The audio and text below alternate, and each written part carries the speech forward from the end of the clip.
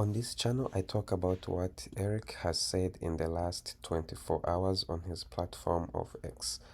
Today, he posted a few times. One of his posts today is he was showing that he have walked around 11 kilometers and did a little bit over 15,000 steps and close to 2,000 calories burnt. As you can see in this chart, he is trying to stay healthy and he's emphasizing better together. So I hope you guys are also getting out. And next to that, he also reposted a long post about 40 years ago. And basically, it is a long post, but according to what I've read and how I can summarize it, is so he's talking about how 40 years ago mosquitoes were not technically a big deal and that they were not a huge problem in society because uh, like the nature kept them under control in a natural way. So he spoke about how dragonflies were eating hundreds of mosquitoes at every stage of their life, which stopped them from multiplying too much. And he also talks about how certain flowers like black-eyed peas were attracting a lot of dragonflies and how it almost created mosquito-free zones in the villages.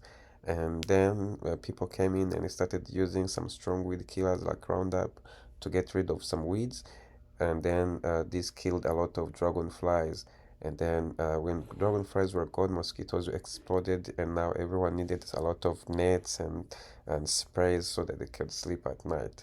So he also believed that a lot of numbers about malaria were very exaggerated on purpose so that people could sell more products, which is very obvious. And he also suspects that Bill Gates who is now also pushing some GMO stuff, might have been involved into this, and he's thinking that because he's also pushing for this GMO to fix the malaria problem, he's just creating a new problem so that more money can be made later, and that means that basically his point is nature had a really perfect way to control mosquitoes, but humans broke it with the introduction of chemicals, and now they are suffering because of it. So he's telling people to stop poisoning nature, and nature will do its job again. His next post was also about the recent release of Epstein files. We can see Bill Gates and Jeffrey Epstein, and they also attached an email showing the exchange email between these two guys.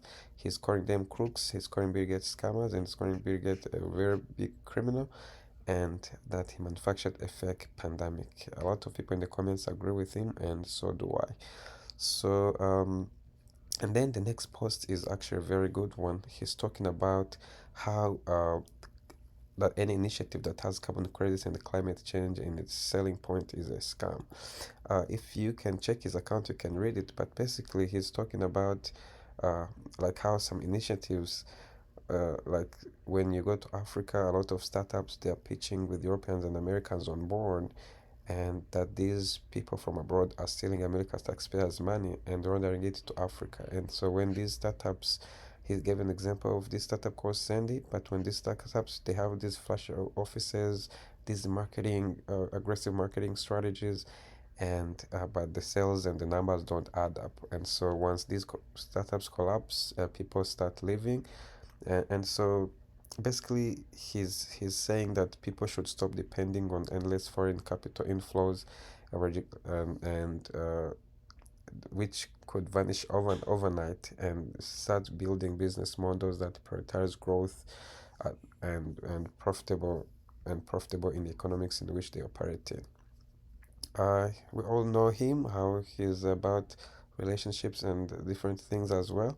He made a comment that when you don't start barking at you offensively, someone else is feeding it. Release it immediately, otherwise it will bite you and maul you. This is very interesting. And so basically, my understanding is saying if someone is close to you, like girlfriend, wife, or a friend, and suddenly become very disrespectful and or be hostile at you, you should go away real quick. So basically, it's advice to men that he's warning you to protect yourselves by walking away when your loyalty disappears.